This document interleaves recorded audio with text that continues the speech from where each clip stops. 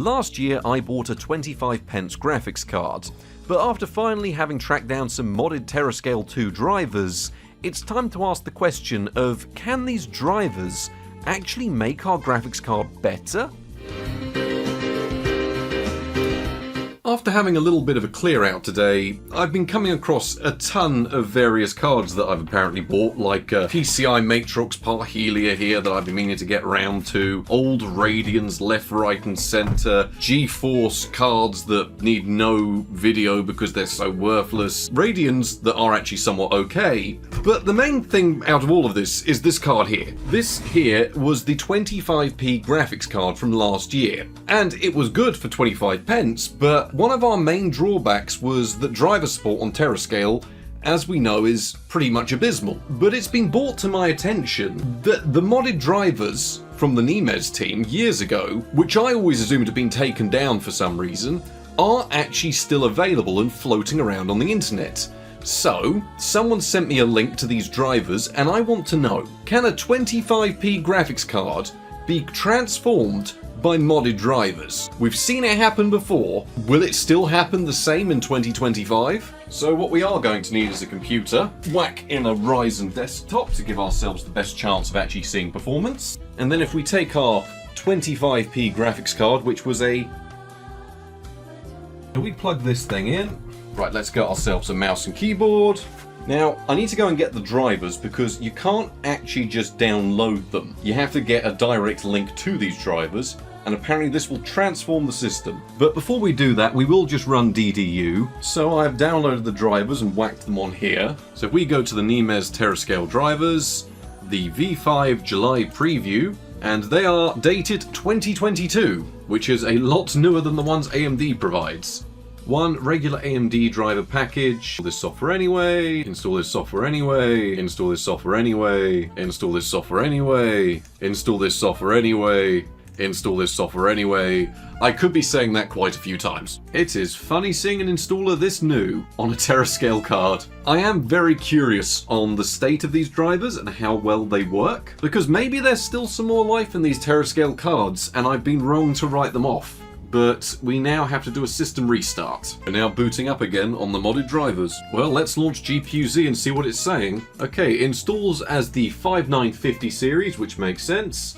Driver date July 2022. So apparently these are one of the more stable drivers out there for it. I'm still quite new to the world of Terascale modded drivers, so I could be wrong. And let's see if it passes through 3D Mark with these. Because we're also going to need to do the overclock, get all that set back up, make sure everything's actually working. There's a lot of curiosity here is the big thing though, isn't it? Because so many of Terascale's issues were the final drivers. Is this actually going to be a good enough fix to bring Terascale back? Well, let's do two runs. We'll do one run pre-overclock, one run with an overclock, and then we should have all the data we need to find out how it compares with just drivers, and then also overclocked with new drivers. But we'll let this run through and then go from there.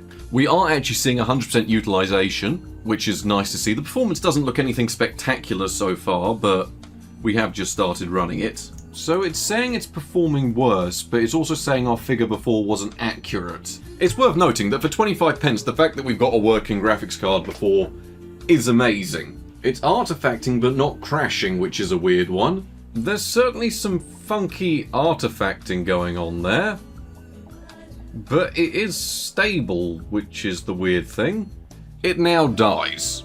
So is that drivers or is that something else going on? What I'll try and do is uninstall the drivers, try reinstalling them fresh, not touching the overclock because maybe that breaks something, and then seeing if everything then mysteriously works again. I don't know, maybe something funny's going on with the voltage or power control, but it's a weird one. It's a weird one for sure. So we'll reinstall the drivers and check back in just a moment. So we'll run through this real quick, click through all the bits and pieces. This is the only thing I've noticed that is a bit of a pain, is sitting here clicking it rather than walking away and making another cup of tea while it does this. Usually I'd be making tea. So I did go through and try to do a bit more investigation into what was happening here, because the drivers seem stable, And that's exactly what was happening. I went through and I tested it multiple times on different versions of these drivers, and the most stable ones were the July 2022 drivers, at least in my case. And I'd go through, I'd reinstall it, and the card would seem absolutely fine and absolutely stable, and you could overclock the card absolutely fine, but there was a finite period of time before the card would just become unstable and crash again. And this was the same case no matter how many different times I tried. Every time it'd go wrong, I'd have to run DDU, reinstall the drivers in some fashion, and then try again. And I was dead confident that I managed to fix the problem and tracked it down to a power play option. In fact, I was so confident that I'd managed to resolve the issue because the card actually seemed stable for longer than 30 minutes that I went through and I recorded a section talking about how I'd managed to fix the card and it was due to a power play problem, and then I set up everything to start benchmarking the card and it simply wouldn't work. Now, it's worth reiterating here, some people are going to be seeing artifacting and overclocks, and I'm going to be assuming two things. One, I went too far on the overclock and it's unstable, or two, that it's a dying card. I can safely tell you it is neither of these problems, because I went through and tested it again on the final AMD drivers, both the final stable drivers and the final beta drivers, and the issue just wasn't present on this graphics card. You can throw it through Furmark, you can throw it through gaming, you could throw it through whatever you wanted, and on the stock AMD drivers, it wasn't exactly a great performer as we know, but it was at least stable. Here on these modded drivers though, the moment I tried to get into most games, the card would just crash out, and it was nothing to do with the hardware, it was all down to these drivers. And it just left me a bit stumped, because at this point I'd spent a whole day trying to get these drivers to work on this graphics card. So it's now the following day, and despite all of my attempts to make this work, I cannot make the modded drivers work on this HD 5850. Maybe it's my card, maybe it's something else, but it will work for a little bit after a fresh install of drivers, and then it just artifacts. I've tried running a stress test, and on modded drivers, it dies. On standard drivers, it's absolutely fine. So I don't know what's happening with the modded drivers here on this card, but I cannot get them to work. But sitting over on the corner of my desk for some reason, I do actually have another Terascale 2 card, and not a bad one either. This one is the VX5750, which is not a spectacular card, but it is a cheap budget card that can now utilize these modded drivers. So I think we plug this one in and see if we have any more luck with a different Terascale 2 card, because I want them to work. I really do want these Terascale drivers to actually do something. 6750, so it's got closer to the right model name, 2022 drivers. I've not even set up the lighting or anything yet. This is just a case of the first thing I wanted to try this morning was seeing if maybe they'll work on another graphics card. This graphics card is fine. I've gone through and I've tested things on this graphics card, and with the stock drivers I can get in games, I can play things, it works okay. The only time it runs into problems is with the modded drivers. I've tried different versions of the stock drivers and it's absolutely fine. So for some reason, this card just will not work properly. I've got no clue why. I've tried dabbling with the clocks, I've tried dabbling with everything, features, different versions of the install, and it will not work on this graphics card. I know some people are going to say about the weird naming thing that's been going on. Why don't I try force installing this card under another name? It just doesn't work. No matter what I install this card as, it only ever installs as a 5950, which for modded drivers you'd assume is fine. What I'm assuming is that with Terascale, it's not as forgiving to this tactic as it is with GCN, where it doesn't mind being called a different name. On these cards, it gets very funny about it. But it does seem a little bit fitting, because this 5750 would never have got a dedicated video. At least something's working today. What a complete mess this has been. Well, we've nearly completed 3D Mark, and there's been no signs of artifacting so far, but that doesn't guarantee this is stable just yet, because remember, we managed to do this on the 5850, and every time I reinstalled drivers on the 5850, it would let me do this. We're not out of the woods just yet, but it does seem like it is happier here. So when we are running the exact same card, exact same overclock, 850 on the core, 1400 megahertz on memory, it was the exact same situation here last time we tested it. Last time we tested on the 15.2 drivers. As you can see now, we're on 25.2, which is quite the step up in drivers, and performance is around 100 points worse. It could be down to any number of things, but from the get-go, we are talking 100 points worse in 3D Mark with the exact same clocks on the modded drivers versus the stock drivers. 3D Mark does not always mean real-world performance. It's a good indicator, but the performance doesn't always translate to games. So the main thing we need to find out is how well this actually does perform with some real benchmarks. Now, it has been a complete nightmare to get to this point, but now that we actually have a working Terascale 2 based graphics card that is actually functional on the modded drivers, I've been able to go through and complete an entire benchmark suite, not just once, but twice. See, I've got updated figures for absolutely every game, so I can compare the stock final drivers against the latest modded drivers. And it took a long time to do this, especially in some newer titles that could take a long time to launch.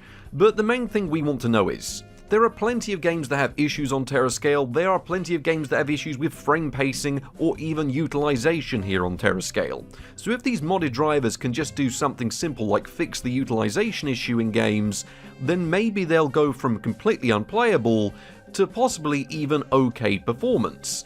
But the only way we're ever going to find this out is by comparing the results with the benchmarks. Starting off the benchmarks, we have GTA 5, which actually ran somewhat okay with normal textures and high settings in a 900p resolution. Now, despite this being an admirable result anyway for the 5750, admittedly one that is overclocked, we did actually see a more stable frame rate on the modded drivers. Now, the average overall was actually lower, but in terms of 1% lows and the smoothness of the experience, there was a lot less noticeable pop-in and texture streaming issues when using the modded drivers. So it seems to be, if you actually wanted a smoother experience here in GTA 5, the best option would be to use the modded drivers. So yes, you'll be seeing a lower frame rate overall, but it is a much more playable experience when using them. Taking the exact same set of settings though and moving into the world of GTA Online, at first our frame rate was definitely a little bit shaky in places, but this was in a full packed out lobby and as intensive as the online experience can get. We saw 31 FPS on average with 1% lows down to 25 FPS, and the frame rates the longer you were in the lobby would eventually stabilize and the experience was a lot smoother. But how does this actually compare to the stock drivers? Well, when looking at the stock experience, it wasn't too much of a good time with a frame rate that was often under 25 FPS, but would actually be somewhat okay with smooth frame times, but it wasn't ideal. Frame times and the disparity between them were of course worse on the modded drivers, but it was actually a more playable experience given we were seeing 30 FPS on average and 1% lows down to 25 FPS. So I'd say this is a clear win for the modded drivers given it makes the game at least a bit smoother. Now, Mount & Blade Bannerlord was actually running somewhat okay at first, and I thought, well, this is a good experience. It certainly seems like there's a lot less hitching going on when we were using low settings in the 900p resolution. Unfortunately though, this wasn't exactly without its caveats, and at least did prove that the issues with these drivers weren't down to my other card, they are purely a problem with these drivers. See, we could see artifacting on the clothing and the faraway rocks, well actually close-up rocks when you got close to them, when we were using the large battle benchmark. In terms of overall frame rate, it was a tad smoother than the stock experience, but with a lower average FPS, and the stock drivers didn't have the same issues with the artifacting on certain items.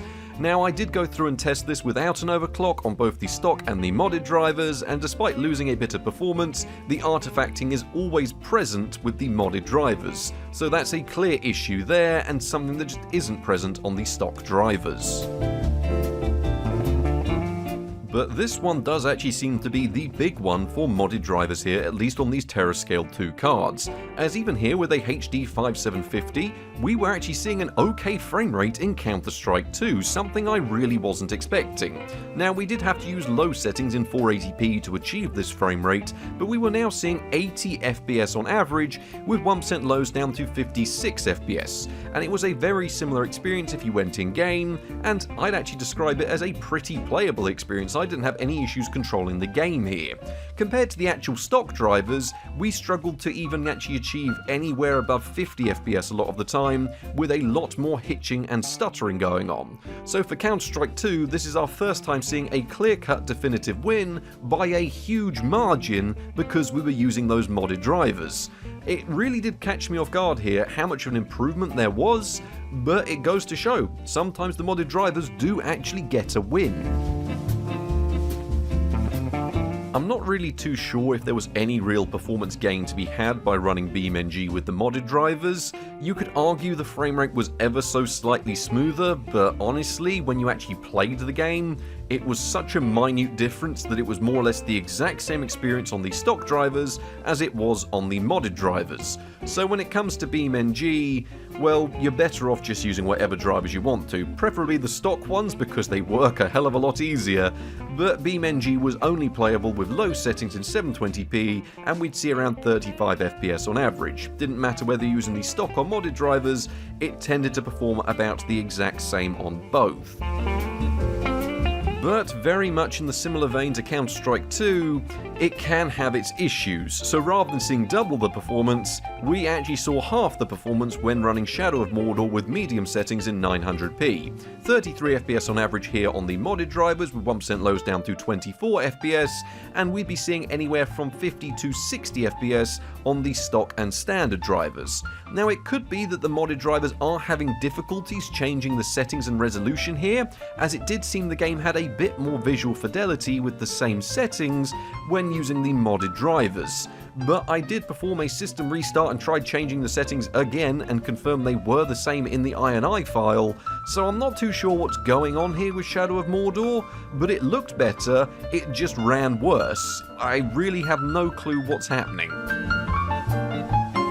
Given that it already seems to have fixed some problems like Counter-Strike 2, I thought maybe there's a chance it'll fix the massive bug that persists for Baldur's Gate 3 on these Terascale cards, where you just end up with these almost artifacting lines running through the screen, and unfortunately, nope, that isn't fixed here. That is the exact same on the stock drivers and exact same on the modded drivers. In fact, there was no change here whatsoever at all, as even with the lowest settings in 768p, it just doesn't run right on these cards. We saw the exact same average, exact same 1% lows, there was no difference to how Baldur's Gate 3 ran, regardless of the drivers you actually wanted to use. Now this one does technically class as a win for the modded drivers, as despite the game looking absolutely hideous with low settings in 480p and achieving 15 FPS on average, and having the most unique form of screen tearing that I've ever actually seen in a game, it was actually now controllable on the Terascale card. And what exactly do I mean by controllable?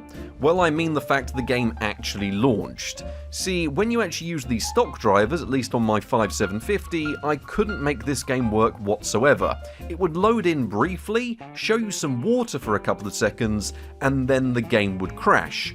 But despite the fact it isn't rendering water at all here with the modded drivers, it seems to be a saving grace as it means the game was stable, admittedly with appalling visuals and an appalling frame rate. So it's not exactly a good experience, but it is a clear win for the modded drivers. When it comes to the most intensive type of source game there is out there, which is Black Mesa running in the Zen levels with the high settings, where we were running the game in 720p, and we saw 45 FPS on average with 1% lows down to 31 FPS. And if you're wondering how this compares to the stock drivers, well, there was very little difference. I did go through and compare a couple of other source games, not that I even bothered to record them because they weren't very exciting, and we saw absolutely no performance change in any source games out there. So when it comes to an engine that is fairly well optimized for Terascale, and Terascale is fairly well optimized for it, modded drivers don't really bring you any change to the frame rate. I mean, there was a marginal difference between the two of them, but it really depended on what was happening on screen. The stock drivers tended to do better when there wasn't much going on, and the modded drivers tended to keep a tighter frame rate when there was lots of action, but really we're talking a couple of frames between the two of them. Now, after last week's huge popularity of me testing the Fox engine with Metal Gear Solid 5, I thought, you know what, we'll give it a go here. And I wasn't exactly expecting much, but we did actually get a great performance out of the card, with high settings in a full HD 1080p resolution with over 30 FPS on average. But none of this was to do with the modded drivers, that's purely down to how well this engine actually runs on every graphics card I've tried it on at this point. So between the two, stock or modded, well, you're talking maybe a frame difference here or there, but it's not enough to actually give either side the win. So Metal Gear Solid 5, no difference on the modded drivers, but also no problems either. Now, Fallout 4 is one of those weird games that tends to benefit from these types of drivers, and there was a slight benefit noticeable, which was a smoother overall frame rate. With medium settings in 720p, we saw 34 FPS on average, with 1% lows down to 27 FPS, which wasn't exactly a spectacular performance, but it was slightly smoother than that of the stock drivers. There wasn't a great deal between the two of them, but it does appear that the modded drivers do give you a slightly better overall frame rate, well, not frame rate, but frame times, which led to a more playable experience. Once again, it's a Bethesda title, so it's never exactly going to be perfect, but hey, Fallout 4 was at least slightly smoother here. So there we have it, the benchmarks, and I mean the best way of actually discussing these is actually to talk about the differences in performance between them. I'd say some clear standout wins for the modded drivers were titles like GTA Online, where it is a really intensive environment, and by having the modded drivers we saw better utilization, which kept our frame rate higher, something that was just completely absent from using the stock drivers. Counter-Strike 2 as well caught me completely off guard with that exceptional frame rate increase, but that really was about the extent of the difference. I mean, you can take a title like City Skylines 2, and you can say, well, now at least it runs, but these cards are getting so old now that runs doesn't necessarily mean you're going to be getting a playable frame rate. I mean, it's a city builder and you can play it at 15 FPS, but why would you really want to? Across the board, there wasn't a huge performance disparity. It turns out in a couple of titles like Shadows of Mordor, there's issues on the modded drivers and you're seeing half the frame rate, but in most titles, you're seeing a frame rate that's either slightly smoother or the exact same. There's a margin of error between the actual performance results, and you're not going to be seeing the huge increases you saw on GCN because it's not that type of architecture. So it's a bit of a weird one. I mean, my actual testing was a pain, but it does go to show that there were some tangible increases if all you're playing is GTA 5 and Counter-Strike. I mean, I could talk about issues and problems, and there are definitely problems with the power play support in the drivers regardless of the card that I tried testing it with, but in terms of stability, if you can get them to run on your card, well, they seem to run okay, but they definitely have their problems with artifacting in certain titles, and sometimes the games just aren't happy with the card at all. Really, it's a difficult one, because I've not had any issues with the 5750 crashing or dropping out, but take the artifacting in Bannerlord. It's just not there with the stock drivers, and there's nothing causing it but the modded drivers. Now, I understand that these aren't exactly recommended, but I can understand the stability problems because it took me an entire day of troubleshooting before I just eventually gave up on the original idea of using the 5850 and settling on a different graphics card. It seems to be hit or miss whether or not they want to work, and I'm just glad that the 5750 is as stable as it was. So there we have it, Terascale 2 and modded drivers. Well, originally it was going to be about the 25p graphics card and seeing if it could be transformed by the modded drivers, but we've got to see sort of what it would do. We would have got more stable frame rates in GTA 5, we would have seen that we get better performance in Counter-Strike 2, and we get very little difference across the board. Titles like Baldur's Gate 3 that may have actually had a chance on the 5850, well, it doesn't fix the problems that make them work. I mean, I'm glad these drivers exist, and I can fully understand why they've removed them from their website for download, because when they have this risk of instability and making, it almost seem like your graphics card's dying in certain cases, well, you don't really want to be putting that out there. Still, I'm glad these drivers do exist because it means we can actually see some tangible performance increase, but for your average person, as much as it pains me to say this, when it comes to Terascale 2 and 3 based cards, at least in my experience so far, and I will retest these a little bit more, maybe if I get a HD 6000 series card, it just doesn't seem worth it. These cards are so limited by their architecture that you are going to struggle to optimize them. And I think that's the issue here is Terascale really does seem like it's done for. We'll still revisit it, and I will actually finally do a concluding video to find out if it's completely dead. but it does seem like the modded drivers, unless you're playing, I suppose, two of the most popular titles out there, you're not really gonna see any benefit from using them if you can actually get them to work at all. Still, I'm glad these drivers exist and they do at least serve some purpose, but for my testing, well, I don't see myself using them again. Anyway, thank you all very much for watching. I hope you've enjoyed. This has been a very painful video to get all the data together for, but thank you for watching and good night.